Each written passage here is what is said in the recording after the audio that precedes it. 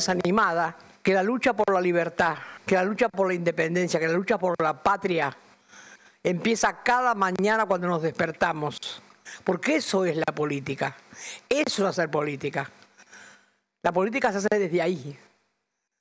Desde cuando uno se levanta, ¿qué voy a hacer hoy? Y cuando uno piensa qué va a hacer por el otro, está pensando en la patria. Porque el otro es la patria. Al que le falta todo, al que no tiene nada. El que no tiene ni ganas ni de protestar a veces. La política, compañeros, no es un cargo, no es un asiento, no es una butaca, no es un decreto, no es un decreto. La política es el amor inmenso a la patria, que la patria es el otro. Bienvenidas, bienvenidos, muy buenas tardes. Quisimos empezar con Eve a un año de su fallecimiento porque queríamos entibiarnos un poco el alma. Hay un sector que tiene tristeza, que manifiesta esa pena honda que ha provocado el resultado de la elección. Vamos a hablar en el transcurso de la democracia. Decimos viva la democracia, sí, estamos convencidos de eso. Pero también debemos preguntarnos, ¿está viva la democracia? Pero ya verán por qué esta presentación de nuestro programa, que va por el lado de esos hechos, esas voces, esas personas, como la entrañable Eve de Bonafini, que nos acarician un poco el alma, nos hace falta, y también vamos por el lado de la información de este momento, de lo que ocurre hoy día en la Argentina. No lo podemos soslayar. Y entonces, en Extra, damos lugar ahora, alternándolo con otras voces, a lo que ha dicho el nuevo presidente electo de la República Argentina, Javier Milei, en esta jornada sobre educación, salud e YPF. Ya está asegurando la condena que significa para la Argentina de perder YPF, por eso subieron los bonos en Nueva York. Imagínese usted cómo se están restregando las manos aquellos que piensan, a lo mejor me quedo yo con YPF, con el inmenso negocio de YPF, y no los argentinos, no el país. Por eso suben las acciones de los grandes bandidos internacionales, de los bonistas. La mafia periodística local lo usa para decir, qué bien, mire cómo cayó el gobierno de Milei. Por supuesto, si ya de antemano les está diciendo, vivan los negocios, viva el colonialismo. De eso también se trata. En cambio, sobre la salud y la educación, por ahora está desdiciéndose de lo que siempre había manifestado sobre la privatización. A esta altura, simplemente tenemos que estar alertas y atentos porque no sabemos finalmente qué va a hacer un hombre de esta discontinuidad emocional e intelectual. Privatizar ni la educación ni la salud porque está en el plano de las provincias. Y entonces eso fue parte de la campaña del miedo. Eso es si vos decidís financiar la demanda o financiar la oferta. Cuando vos vas a dar un subsidio, lo mejor es subsidiar la demanda, no la oferta. Estamos hablando de cosas que tampoco, digamos, se van a poder implementar en el corto plazo. Dejemos también de meterle ruido a la cabeza a la gente. A YPF el primero la tiene que recomponer, porque desde que el señor Kicillof decidió estatizarla, no solo con un perjuicio de 16.000 millones de dólares, sino que además el deterioro que han hecho de la empresa en términos de resultados para que valga muchísimo menos del momento cuando se la expropió, evidentemente lo primero que hay que hacer es recomponerla, y además tiene en la transición que nosotros estamos pensando en la cuestión energética, tanto en ARSA como YPF tienen un rol para esa transición, mientras que se racionalizan esas estructuras, se las pone a crear valor, de esa manera se puedan vender. La idea es perder YPF. Perdiendo YPF se pierde Vaca Muerta. Imagine, como le decía recién, cómo se sienten los apostadores a ganador, porque nunca apuestan de verdad a ganador o perdedor. El juego puede ser maravilloso, pero justamente porque existe la misma posibilidad de ganar y perder. La gracia que tiene el juego, sabiéndose de antemano que van a ganar, no la entiendo, salvo por la avaricia que puedan tener algunos de tener muchísimo más dinero. Pero no hay riesgo. Y si no hay riesgo, de verdad que no tiene demasiada gracia. Y mucho menos si esto está asegurado por un gobierno que fue votado por 6 de cada 10 personas. Ya me estoy preguntando cuántos inquilinos votaron a Milei, porque ya está diciendo que va a terminar con la ley de alquileres. ¿Cuántos inquilinos ahora dicen, pero cómo puede ser si a mí me gusta Milei? ¿Qué es lo que me gusta de Milei? No sabe qué es lo que le gusta de Milei, no lo puede definir. Pero será alguien considerable ya una víctima de Milei, porque los alquileres, según lo que promete, según lo que dice, van a ser liberados. Pueden cobrar lo que quieran, el tiempo que quieran y si es necesario en dólar, meterle para adelante con el dólar. Esto es lo que va a hacer. Bueno, es lo que está anunciando. Vamos a ver, porque el personaje es raro. Hay cosas que dice que va a hacer y no las va a hacer. Hay cosas que no le van a dejar hacer. Me pregunto, por ejemplo, si la famosa dolarización, que ya está posponiendo, se llevará a cabo teniendo en cuenta que el Fondo Monetario Internacional y la élite económica dominante de la Argentina no están demasiado de acuerdo con la dolarización. Les conviene la doble moneda, les conviene, no por patriotas, que sería lo que corresponde, sino porque es muy bueno tener $1.000 y de pronto con una simple devaluación, en vez de tener 100.000 pesos, como son ahora $1.000, con una devaluación pasan a tener 150.000 pesos. Así de una. Y con eso están atendiendo sus gastos, siempre muy por encima de lo que verdaderamente significan para sus arcas en la relación con lo que le dan a los trabajadores. Pero les prometí ir poco a poco entre la actualidad, el hoy, inevitable, y lo que nos puede mover a ciertas esperanzas, lo que nos acaricia un poco el corazón. Y así como empezamos con Eve, tan lúcida, tan maravillosa, hasta el último suspiro de su vida, tenemos una jovencita que siempre también nos ilusiona muchísimo, porque hay jóvenes que votan a Milei y no tienen la menor idea por qué. Y hay jóvenes que no votan a Milei y saben fehacientemente por qué. Lo primero que quiero pedir, compañeros y compañeras, es que no tengan miedo, es sin miedo.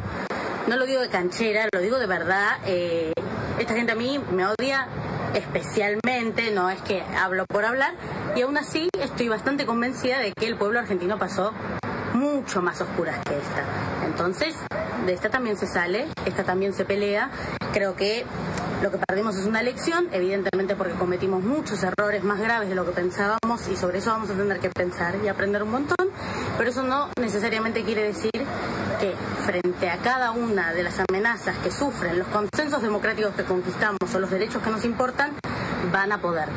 Vamos a estar ahí para pelear y ser una barrera cada vez que sea necesario y confío en que vamos a mantener en lo más alto el orgullo argentino por el que hicimos el esfuerzo que hicimos. Lo hizo nuestro candidato, por lo que estoy agradecida, pero sobre todo lo han hecho todos ustedes y lo saben. Ese nivel de pasión y organización tiene que seguir estando ahí. Y si está vivo, los capítulos que le sigan a la historia van a ser más o menos como queramos que sean. Así que ese pequeño aliento puede ser forzado en días difíciles como este, pero de los momentos difíciles se hacen las mejores generaciones. Así que en honor a la historia de este país y a las nuevas ideas que podamos con humildad encontrar y proponerle al mejor país del mundo. Ofelia Fernández.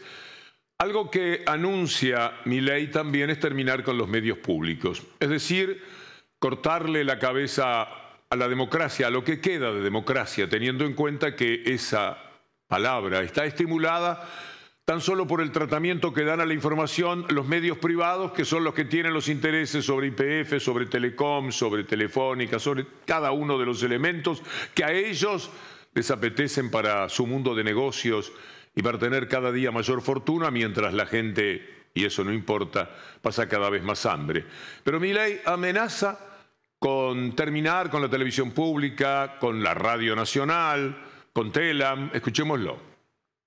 Pública, mientras estaba su discurso o muy cerca de eso, pusieron la pantera rosa. Bueno, decisión de, digamos, de la programación de la televisión pública. Nosotros consideramos que la televisión pública se ha convertido en un mecanismo de propaganda. Sí. De hecho, durante la campaña, el 75% del tiempo que se habló sobre nuestro espacio se lo hizo de una manera muy negativa, levantando mentiras y abonando la campaña sucia, ¿no? La campaña del miedo. Por eso, ¿qué piensa hacer? ¿Cerrarla, privatizarla, dejarla como está? No adhiero a esas prácticas de tener un ministerio de propaganda encubierto. Ok, ¿y entonces? Tiene que ser privatizado. La TV pública privatizada, Radio Nacional, lo mismo, privatizada Radio Nacional. Todo lo que pueda estar en las manos del sector privado va a estar en las manos del sector privado. Ok, Telam, que también pertenece... Absolutamente. Esto que hay una profunda imbecilidad en lo que dice, porque si efectivamente fuera así, basta con no hacerlo, está en sus manos. Entonces no va a privatizar la televisión pública porque es un mecanismo de propaganda, porque él mismo podría evitarlo. No sé si piensa que somos tontos o él lo es. Porque como se eligió lo que venga, cualquiera, da lo mismo, el medio del odio, a lo mejor han elegido una persona que no sabe lo que está diciendo. Fíjese, hay que repasar. Él está señalando que se convirtió en un mecanismo de propaganda. Por otra parte, está diciéndose a sí mismo que es un vengativo. Me trataron mal, ahora lo cierro.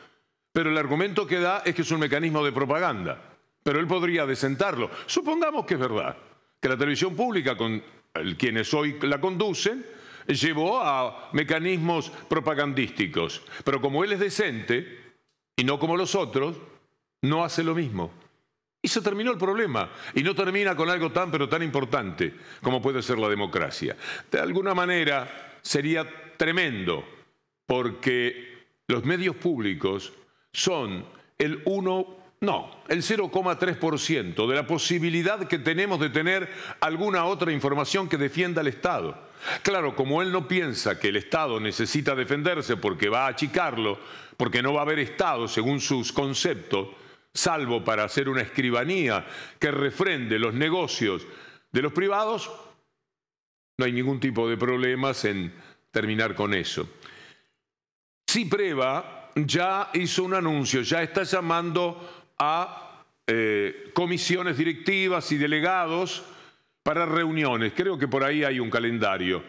Voy a decirlo de memoria. El martes, perfecto, va a haber una reunión de Radio Nacional. El miércoles de la televisión pública y el jueves de Telam. Pero hay algo muy interesante. Esto es una parte de la invitación que hace Cipreva ante la nueva situación política nacional. Convocan a reunirse en la sede con dirigentes, delegados y militantes. Están bajo amenaza, son los primeros directamente amenazados. Lo dice Cipreva.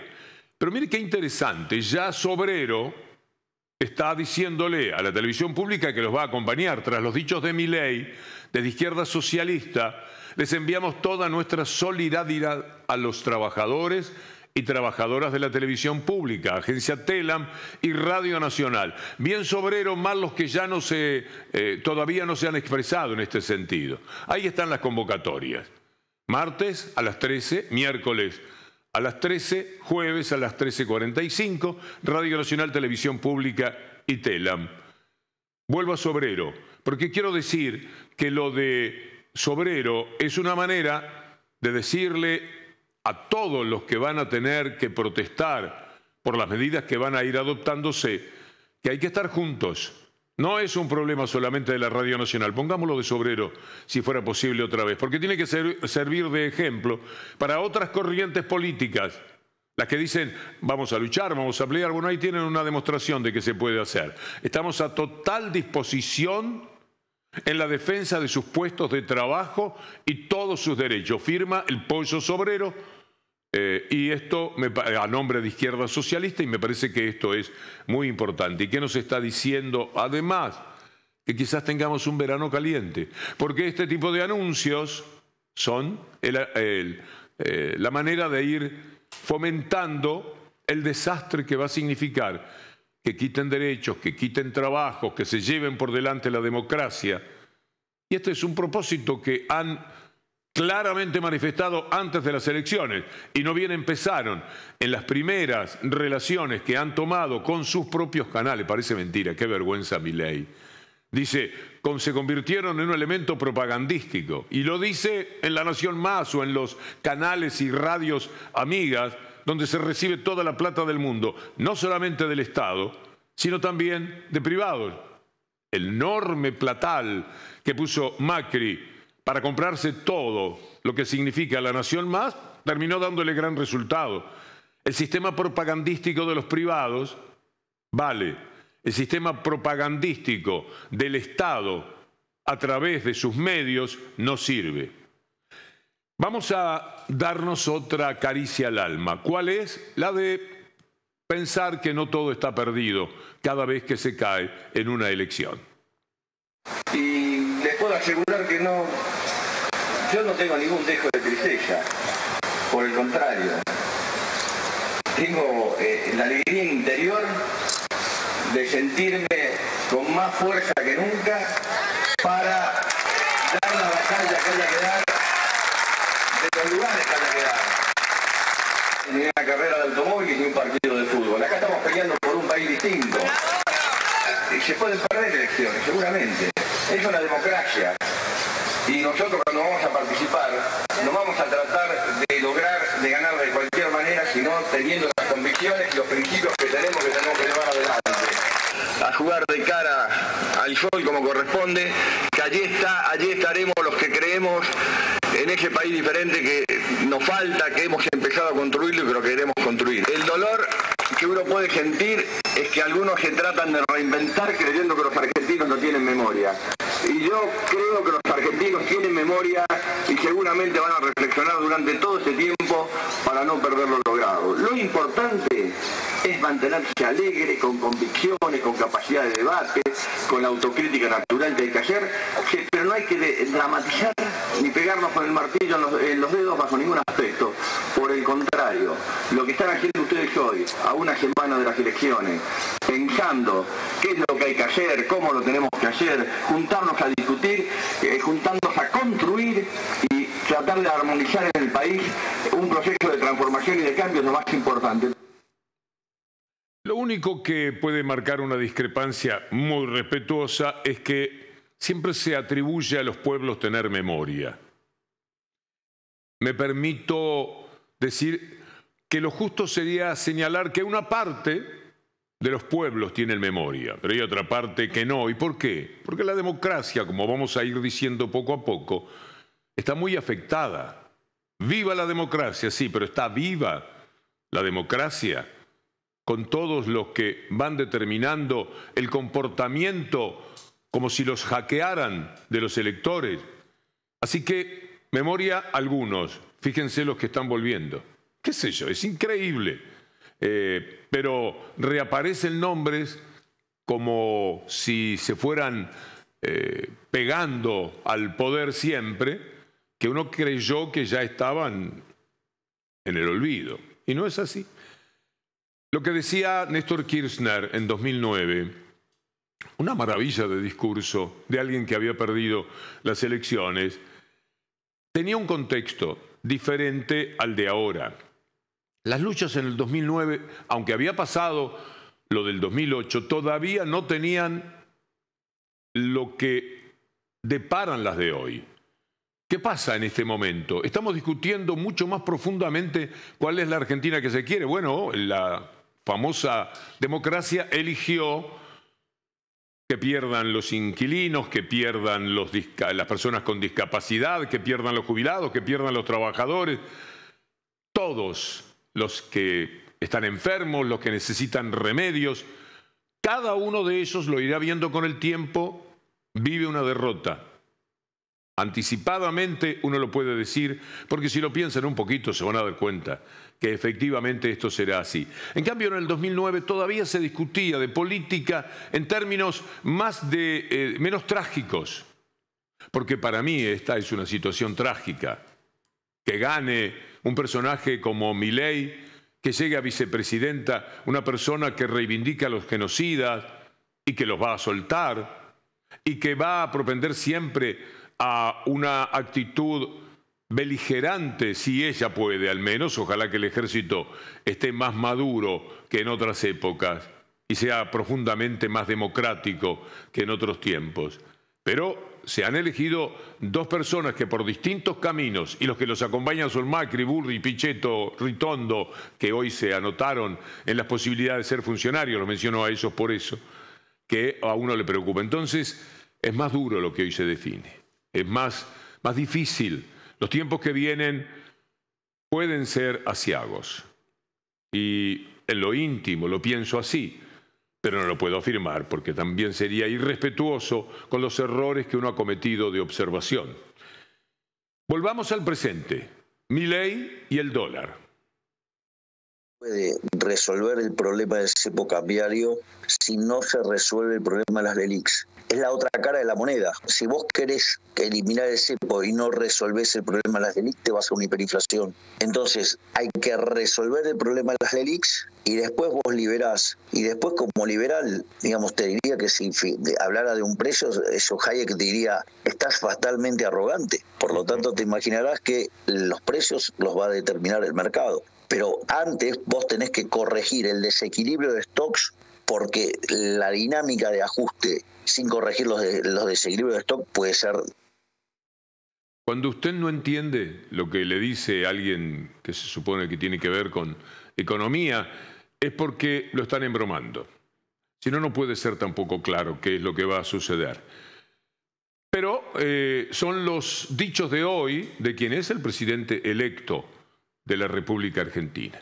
Y aunque pensamos que la democracia no está viva como la soñamos, tenemos que respetarla y esto es así. 6 de cada 10 argentinos, casi 6, eligieron a Milei. Nos podemos hacer 1000 preguntas, pero esa es la realidad. Aunque siempre queda la esperanza y la tibieza de personajes como Estela de Carlotto. Ayer fue lágrimas y decaimiento, lo de hoy es lucha.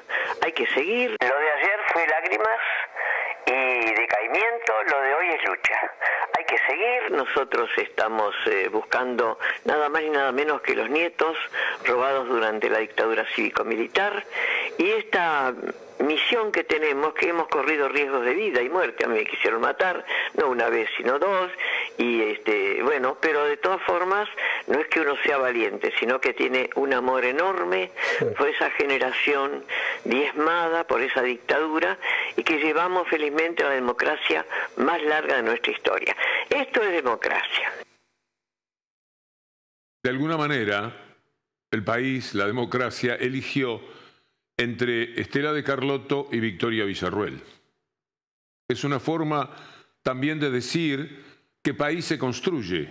El país de memoria, verdad y justicia, pero siempre de la forma en que la han buscado las madres y las abuelas de Plaza de Mayo, o esos discursos que horrorizan de Victoria Villarruel. También se ha elegido en ese sentido. Y todos estamos en un mecanismo que no podemos manejar perfectamente, a uno mismo. Estamos un ratito con esperanza, ¿no? Hay que seguir peleando, el mundo no termina hoy, nos decimos frases hechas, conocidas, tratamos de recorrer algún camino novedoso y de pronto nos decimos, la esperanza es una intrusa. Estoy pensando en una frase de Griselda Gambaro, pero no me sale, sobre la democracia. Bueno, voy a tomar una de mi libro, Un grito en el desierto. Es siempre una impostora.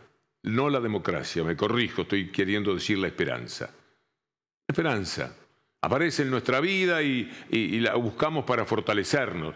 Pero dale con la esperanza, La esperanza de América Latina, la esperanza de un mundo más justo, la esperanza de un poco de igualdad. Y dale con la esperanza de una Argentina que elija bien entre el horror y una cierta forma de ver al mundo con algo más de esperanza. Y otra vez nos hemos dado la cara contra la pared. En fin, Rafael Bielsa no está con fortaleza de esperanza. A lo mejor mañana, como me pasa a mí, como le pasará a usted, nos movemos en otro sentido. Hoy dice, no tengo absolutamente ninguna esperanza. Tengo absolutamente ninguna esperanza. Por supuesto que sí tengo la decisión de empezar desde el día de hoy, dijera Gramsci, a instruirme, porque vamos a necesitar inteligencia, a conmoverme, porque vamos a necesitar entusiasmo, a organizarnos, porque vamos a necesitar fuerza. Bueno, vamos a ver un tuit a continuación de Íñigo Errejón, alguien al que siempre recurrimos cuando queremos mejorar nuestra calidad de pensamiento. Ánimo, compañeros, con la cabeza alta por militar por las ideas justas. Es hora de entender, de hacerse cargo, de prepararse y ser mejores. La organización vence al tiempo.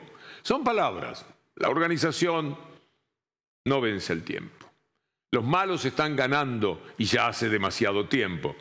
Pero ¿qué hacer entonces? Uno deja la pelea, deja la lucha, deja de asumir los riesgos que corresponden cuando los políticos se la juegan y no se puede. Eso no se debe hacer. Volvamos al presente. Milei, hablando del comercio. Gesto de este gobierno, lo que nosotros sí tenemos para decir es que estamos dispuestos a aplicar el manual a rajatabla para arreglar este tipo de problemas. Y nosotros en eso somos implacables. Yo, digamos, ahí di definiciones muy fuertes anoche, en el momento que hablo de cuáles son los pilares básicos del gobierno, ¿no? Y cuando hablo, digamos, de un Estado pequeño y que comprometido en honrar los compromisos, respetar a rajatabla el derecho de propiedad, con una posición abierta hacia el mundo en términos comerciales, ¿no? Eso implica definiciones muy fuertes. Sí. Vamos a buscar algunas miradas como las de Errejón, por ejemplo, de tipo internacional. Vamos a buscar también algunas consideraciones de las que vendrán muchísimas en los próximos días, porque el mundo ha estado pendiente mirando lo que sucede en la Argentina. Y algunos como este señor Rafa Mayoral, abogado, secretario de Horizonte Republicano y Profundización Democrática de Podemos, como advertirán ustedes, está escandalizado. Mitificar algo, es decir, esto es un producto que lleva muchos millones de dólares detrás.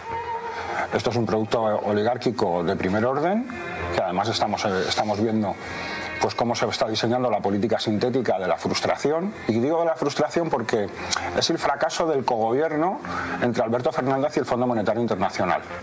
Si tú permites que el Fondo Monetario Internacional gobierne tu país, te va a destrozar la democracia. Y bueno, lo hemos visto también lo que pasó en Grecia. Es decir, creo que ahí hay un replanteamiento que tiene que haber de un proyecto que sea capaz de meter las necesidades de la gente dentro del proyecto político y que lo articule como derechos tangibles para la población. No se puede hablar de democracia cuando los derechos de la gente no están garantizados.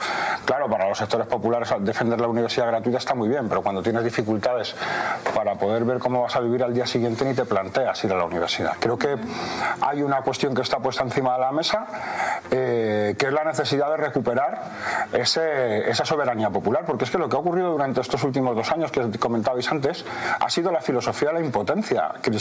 Cristina Fernández era la líder más valorada del país y está proscrita por un poder judicial corrupto. Y después de proscribirla, atentaron contra su vida. En una demostración de poder por parte de la oligarquía, como ocurrió en Brasil. Porque Bolsonaro ganó con Lula en la cárcel. Y creo que eso es un elemento fundamental, porque es la demostración de la fuerza de la oligarquía. Porque atentaron contra Cristina y así todo, la policía de la ciudad de Buenos Aires fue capaz de arremeter contra los seguidores de Cristina, siendo vicepresidenta. Que eso nos recuerda a todos cosas. Es decir, cómo hay sectores dentro del Estado que no asumen la soberanía popular y que están dispuestos a llegar hasta las últimas consecuencias. Y eso genera una filosofía de la impotencia que obviamente le abre la puerta a los monstruos, porque al final, si los proyectos políticos no son útiles, la gente los abandona. ¿Y cuál es la utopía que estaba puesta encima de la mesa por parte del proyecto de Massa? Si justamente lo que representaba Massa era: no nos liemos con las utopías, que hay que ser posibilistas y aquí lo que tenemos que hacer es bajar impuestos. Si te ganan los marcos, si te ganan la guerra cultural, pierdes la guerra política. Y creo que además la concentración de medios y el reparto antidemocrático de los medios es un elemento central, porque los medios hoy son un elemento central de desestabilización democrática y de ataque al pluralismo político. Con los medios. Qué fantástico eso, señor Rafael Mayoral, abogado. Me quedo con los medios. Este señor es el gran ganador. Cuando Massa saludó ayer a Milei, tendría que haber puesto un pequeño capítulo, alguna frase, para felicitar a Héctor Mañeto, el inmenso ganador, un verdadero mafioso de la información. Cuando Rafa Mayoral, abogado, decía: lo que escuchábamos recién sobre Cristina Fernández de Kirchner, él está detrás. Cuando decía de la proscripción, él está detrás. Y cuando decía de la poca credibilidad con la que se quedan los políticos, este es el señor que lo hizo posible. Ya en el 2015 a mucha gente le resultó imposible votar a una asesina y ladrona como este ladrón, verdaderamente ladrón, que lo está robando a usted todos los días, quiere mirar la factura de Telecom, por ejemplo, como este ladrón decía que era Cristina Fernández de Kirchner. Es decir, asesina de Nisman, ladrona con su hijo de millones de dólares que estaban en el Caribe, candidateando a la gobernación de la provincia de Buenos Aires al autor de un crimen espantoso, triple crimen, la Morsa. Dejó claro que la Morsa era Aníbal Fernández para que perdiesen la elección. Por un punto en aquella ocasión. Ahora ya está totalmente en ganador. Ganan por 11 puntos las derechas en la Argentina. Cuando uno ve lo que han sido capaces de hacer, cómo han tergiversado la democracia, se pregunta, ¿está viva la democracia? ¿Es democracia que cada ciudadano tenga la información, el 90% de un hombre que tiene 300 canales robados? Todas las telefónicas o propias robadas también con extorsión o seguidos por los otros que ganan a través de lo que él gana. Si él gana 100, los otros quieren ganar 100 y como él les crea el derecho entre comillas y tiene retenida como parte de sus empleados, de su plantilla, a la Corte Suprema de Justicia y buena parte del resto de la justicia lo consigue. Entonces, ¿está viva la democracia? Decimos viva la democracia y es lo único que hay. Vamos a respetar la democracia y lo vamos a hacer. Decimos ganó Milei y no hay con qué darle. En eso estamos. Pero ¿está viva la democracia? El día que se animen a ir contra este señor, a enfrentar a este señor, los políticos, y vayamos a la plaza no por los pequeños candidatos que él pone, vamos a estar en condiciones de dar una verdadera pelea. Mientras tanto, él seguirá afectando la democracia para quedarse con el 5G que le sacó a Massa antes de las elecciones, porque Massa dijo, me va a tratar bien, me va a tratar mejor si le doy el 5G, por el que venía peleando hace rato. Peleando no, porque lo de él no es pelea. Extorsionando hasta llegar al límite insoportable para el poder público que no puede conseguir cada día levantarse, que le pase el diario por debajo de la puerta como si fuera una culebra y lo muerda. Lo muerda con sus mentiras, como le pasó hace pocos días a Rodolfo Tailade, al que habían convertido en 3 tapas seguidas desde el diario y los medios de este señor en el gran espía internacional. Después lo sacaron totalmente porque no tenían un dato, un elemento. Pero pelea Tailade, obviamente pelea Cristina, pelea Kicillof y los demás entregados, hay algunos más, 8 o 10 más. Pero el resto no se animan. ¿Por qué no se animan? Porque saben que le pasa la culebra por debajo de la puerta cuando reciben el diario. Y tienen miedo. ¿Uno puede entender ese miedo? Sí, no hay más remedio. El miedo acobarda, achica y limita los discursos. Pero esta es la democracia que hay hoy día en la Argentina. Es poca democracia. Como les dijimos, queremos alternar entre lo que nos duele y lo que nos da un poco de ánimo. Hernán Casiari. Tenemos que ir para adelante como si esto hubiera sido un censo, no unas elecciones. En el censo te muestran cómo estamos hoy. Te muestran una foto. Bueno, en la foto de hoy el 55% de las personas tienen una enorme esperanza sobre algo que no entendemos, el otro 45%, pero tiene una enorme esperanza. Y yo le decía a Julieta ayer, Julieta, nosotros vamos a estar bien los siguientes 4 años. Y las personas que vos intentás salvar todo el tiempo tienen esperanza, votaron otra cosa. Claro. Les pasó eso, o sea, tranquilízate. En este momento, la gente que vos abrazás todo el tiempo y luchás por esa gente todo el tiempo, en este momento... Son los que votaron. Dijeron algo. Dijeron, entonces, no queremos más la forma en que vos crees, claro, Julieta, digamos. Sospechamos que están equivocados, los queremos abrazar más fuerte porque se le va a venir un terremoto, pero en este momento, hoy, tienen esperanza y mucho. Está muy bien. Vamos a volver a Milei. Otro de los dichos de Milei en esta jornada en sus medios privados que funcionan como él dice que funcionaron los medios públicos a los que quiere eliminar. Yo soy muy enfático en el tipo de ajuste. Históricamente los ajustes lo pagó el sector privado. Y esta vez yo quiero que lo pague el sector público y sus socios. ¿Y cómo vas a achicar el sector público? Digo, por ejemplo, empezamos recortando la obra pública y llevándola a cero, y las obras que están en curso las licitamos. Todas las que están a cero y las que están licitadas, ¿qué es lo que va a pasar? ¿Las van a relicitar? No, eso no, porque los contratos se respetan. Ok. Sí, ok. Pero lo que digo es, hay cosas que vos podés tener en curso. Ok. O sea, una licitación que está en curso se va a caer, la vas a relicitar. No, suponete que vos te estás haciendo una obra. Sí. Y esa obra, pero está por la mitad, no sé, hice la mitad de la ruta. Sí. Bueno, agarro y licito la otra mitad, así el Estado no gasta más en obra. La mandás al sector privado. Claro. Exactamente. Claro. Exactamente. Entonces, y así, digamos, tenemos, bueno, el tema de las transferencias discrecionales. A las provincias, ¿no? Obviamente que eso. Eso se acabó. Y se acabó, sí. Es tan escandaloso el robo que prepara. Estimo que usted sabe hacer la lectura de lo que acabamos de ver. La obra pública recuperó los Estados Unidos, ya que a él le gusta tanto la historia. Entre a Google, ponga Roosevelt, ponga primer gobierno de Roosevelt. ¿Qué hizo? Obra pública. ¿Qué hacen los gobiernos cuando quieren recuperarse? Obra pública, porque se necesita. Se necesitan los caminos, las rutas, los puentes. En un país que tiene 2.800.000 kilómetros cuadrados, imagínese cuánta falta hace. Y esto tiene que ser realizado. Lo hacen trabajadores que contrata el Estado. Esto es dar trabajo. Esto es dar todo tipo de beneficios a la gente. Ahora, cuando lo hacen ellos, también le cobran al Estado. El Estado termina financiando a los privados. Los privados no hacen nada que no les asegure una ganancia.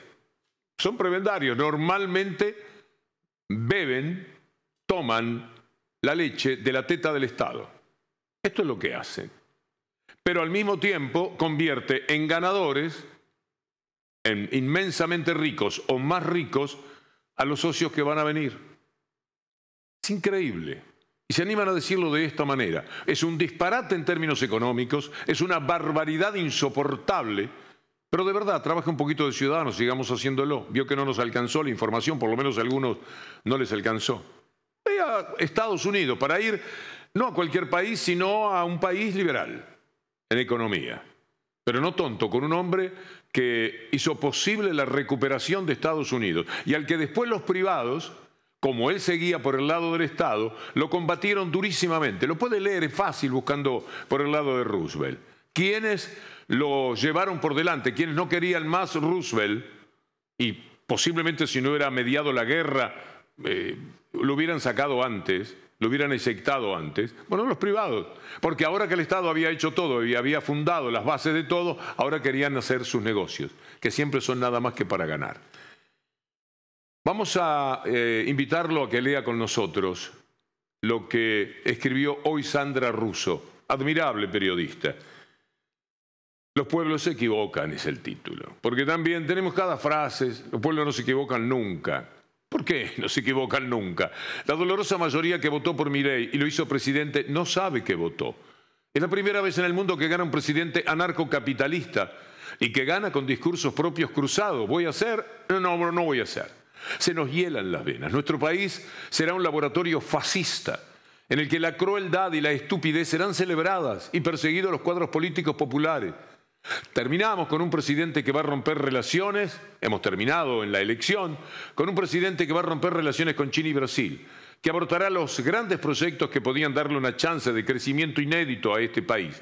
Va a privatizar otra vez los fondos previsionales, que va a desarmar la ANSES y el PAMI y que liberará a los genocidas y reivindicará el terrorismo de Estado. Una parte de la nota hoy en página 12 de Sandra Russo. Es obvio y la verdad que invisible, pero ha sucedido en diferentes ciclos de la historia argentina y esta vez de una manera, te diría, irreparable. Este tipo concentró la mayor cantidad de pantalla en el 17 y el 18 y siguió, y nunca, la única vez que lo vi interpelado realmente fue por Sergio Massa en el debate. Si existiera el periodismo hubiesen tenido que investigar los pedidos sexuales por cargos, las ventas de candidaturas, bueno, en fin, una cantidad de irregularidades que daban, si hubiese sido un peronista, por supuesto que hubiesen sido miles de tapas, pero lo dejaron y lo impusieron. Me pregunto cuántas personas con discapacidad votaron a Milei, porque va por ellos. Me pregunto cuántos científicos votaron a Milei, porque irá por ellos. Me pregunto cuántos docentes votaron a Milei, porque los sueldos no serán buenos. Ténganlo por seguro. ¿Por qué la gente se da un tiro en el pie? Que ya sería leve en la comparación. En nombre de principios que no tiene la mayoría, atacan sus propios intereses.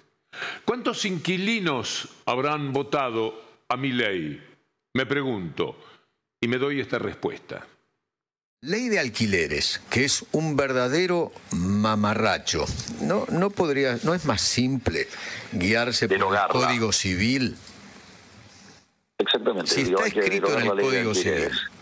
Exactamente, hay que derogarla y entender que es un contrato entre partes. Punto.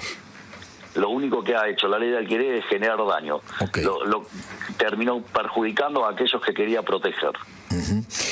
Cuénteme una cosa. ¿Uno podrá pactar en cualquier moneda? Sí, absolutamente. Ok. Eso también tiene que ver con una reforma. La libertad monetaria es parte de las cosas que las que nosotros queremos avanzar, obviamente. Tiene la palabra Roberto Navarro.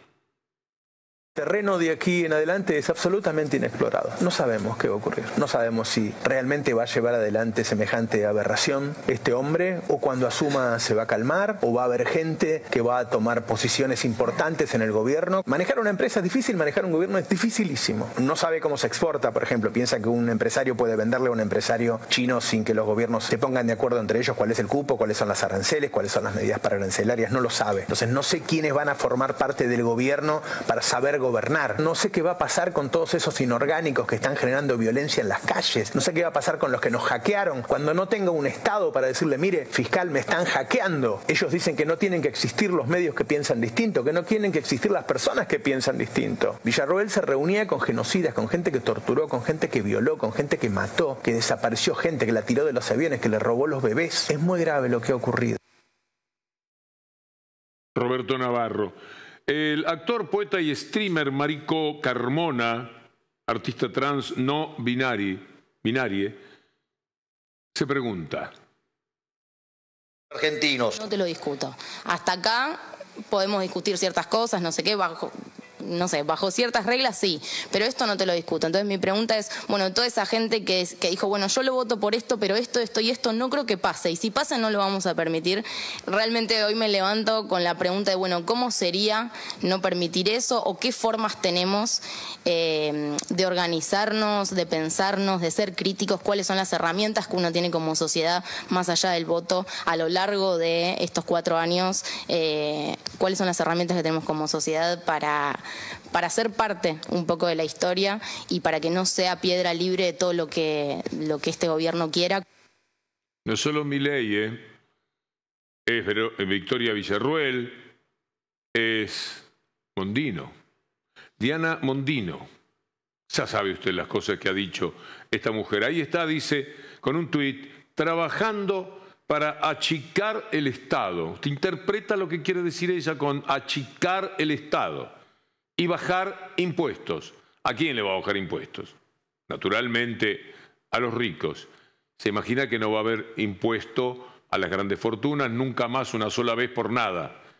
Que no van a aumentar los impuestos sobre las personas más ricas del país.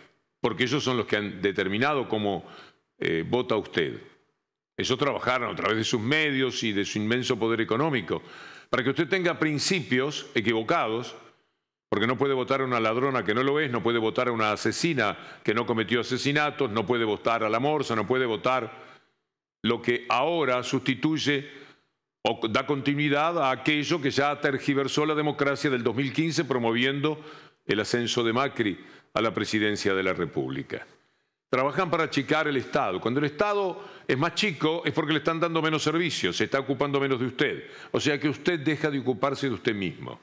Porque el Estado somos nosotros. Siempre nos están confundiendo. Ellos están contra el Estado. Están en realidad muy a favor del Estado, pero del Estado innoble. Del Estado que los representa, del Estado que les permite hacer sus grandes negocios. Alguien que no piensa de esa manera, hace 8 años, cuando le tocó perder, también daba una lección de democracia. Y es el hombre alrededor del cual cierta esperanza, siempre vamos a la palabra, cierta ilusión se puede reconstruir. Es Axel Kicillof, el gobernador de la provincia de Buenos Aires, al que todos van a mirar, todos desde un lado de la vida, todos desde un lado del humanismo, todos desde un lado de me importa el otro, todos desde un lado en el que la patria no es solamente un himno, sino la patria es una concordancia de los intereses igualitarios que se puedan dar. Eso representa a Kicillof y tiene la responsabilidad de seguir gobernando la provincia de Buenos Aires y desde allí, si no lo envidian, que a veces pasan ese tipo de cosas, si no lo atacan desde adentro, me parece que puede permitir poco a poco ir consiguiendo que dentro de 4 años, que uno no sabe ya si va a estar naturalmente, pero ustedes sí, los jóvenes sí, muchos, podrán ilusionarse otra vez, valdrá la pena. Preguntaban qué hacer, tenemos que juntarnos, tenemos que organizarnos, tenemos que hablar, no nos van a callar, vamos a tener paciencia, somos democráticos, queremos libertad de expresión, queremos que nuestra voz se oiga. Hay un 49% de la Argentina que votó por más política de crecimiento e inclusión social, por más derechos, por menos desempleo, por más bienestar, por más justicia social, por más crecimiento económico, por más industria argentina, por menos deuda externa, por más soberanía económica, por más independencia.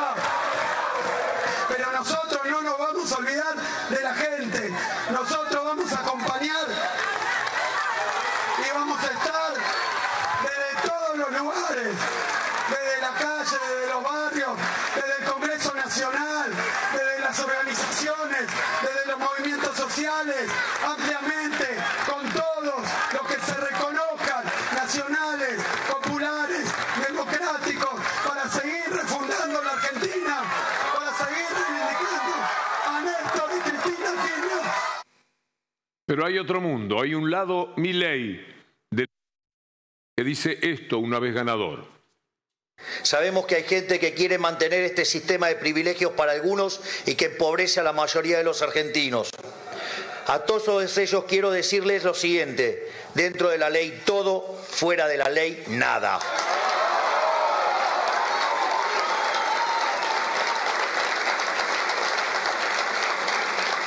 En esta nueva Argentina no hay lugar para los violentos, no hay lugar para los que violan la ley para defender sus privilegios.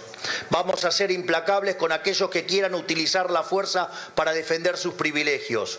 Al gobierno queremos pedirle que sea responsable, que entiendan que ha llegado una nueva Argentina y que actúen en consecuencia, que se hagan cargo de su responsabilidad hasta el final del mandato del 10 del 12.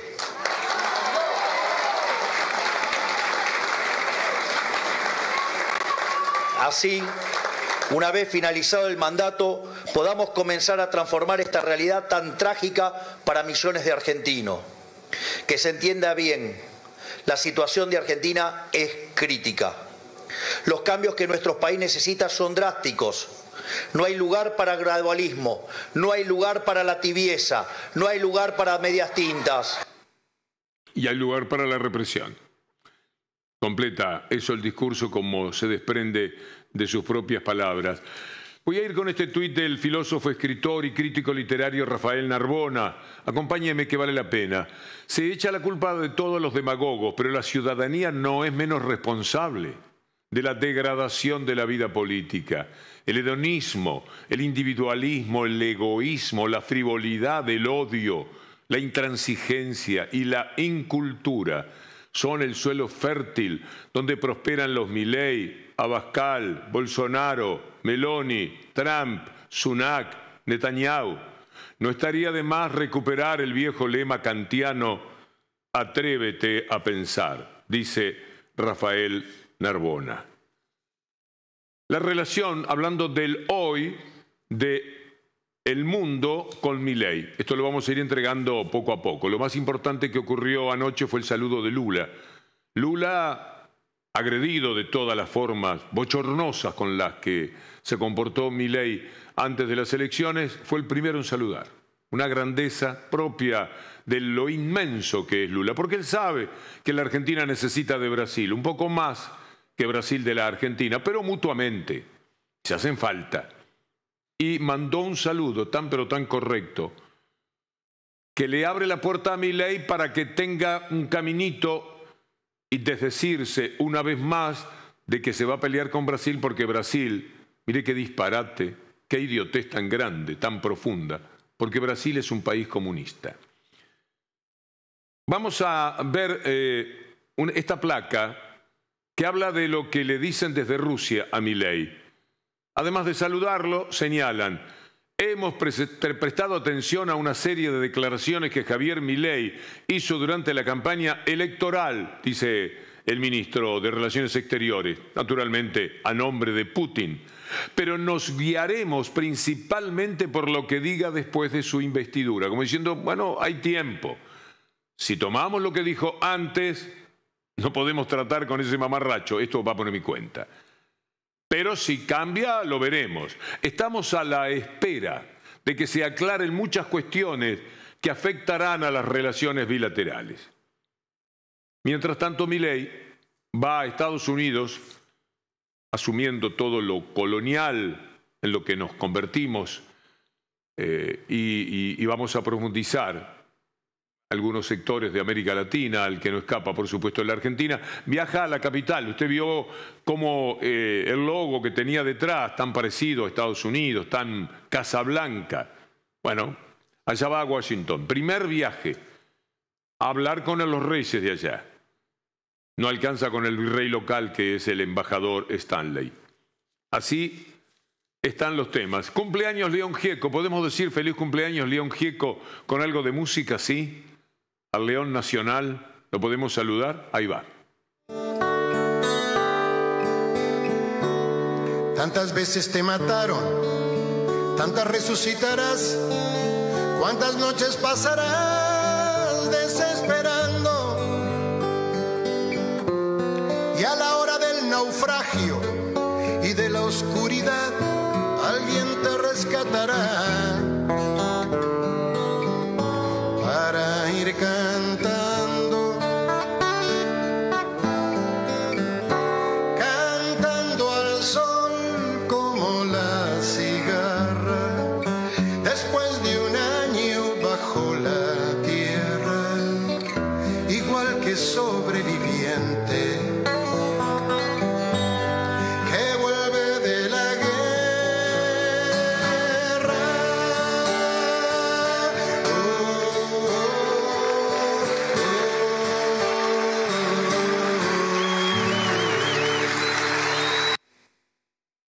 Hay personas que nos hacen mejores, que nos acarician el alma. Feliz cumpleaños, León Nacional. Nos vamos a ir con unas instrucciones para pasar el huracán, esto que arrasó con nuestras vidas, o algunas, 44 de cada 100, por ejemplo, con el resultado de anoche. Instrucciones para pasar el huracán, un texto de Alejandro Robino, un pensador superior. En primer lugar, no se desespere. Y en caso de zafarrancho, no siga las instrucciones que el huracán querrá imponerle. Refúgiese en la casa y asegure los postigos. Una vez que todos los suyos estén a salvo, comparta el mate y la charla con los compañeros, los besos furtivos y las noches clandestinas con quien le asegure ternura. No deje que la estupidez se imponga, defiéndase. A la estética, ética. Esté siempre atento. No les bastará empobrecerlo y lo querrán someter con su propia tristeza. Ríase estentóreamente, mófese. La derecha está mal cogida. Será imprescindible cenar juntos cada día hasta que la tormenta pase. Son cosas simples, sencillas, pero no por ello menos eficaces. Diga hacia el costado buen día, por favor, gracias, y la concha de tu madre cuando lo soliciten desde arriba. Tírele con lo que tenga, pero nunca solo. Ellos saben cómo emboscarlo en la desprevenida soledad de una tarde. Recuerde que los artistas serán siempre nuestros, y el olvido será feroz con la comparsa de impostores que los acompaña. Todo va a estar bien si me hace caso. Sobreviviremos nuevamente. Estamos curtidos. Cuidemos a los pibes, que querrán podarlos. Solo es menester bien pertrecharse y no escatimarnos amabilidades. Debemos dejar a mano los poemas indispensables, el vino y la guitarra. Sonreírles a nuestros viejos como vacuna contra la angustia diaria. Ser piadoso con los amigos, no confundir a los ingenuos con los traidores. Y aun con estos, tener el perdón fácil para cuando vuelvan con las ilusiones forreadas. Aquí nadie sobra. Y eso sí, ser perseverantes y tenaces. Escribir religiosamente todos los días, todas las tardes, todas las noches. Aún sostenidos en terquedades si la fe se desmorona. En eso no habrá tregua para nadie. La poesía les duele a estos hijos de puta, de Alejandro Robino. Amigas, amigos, hasta mañana si Dios quiere.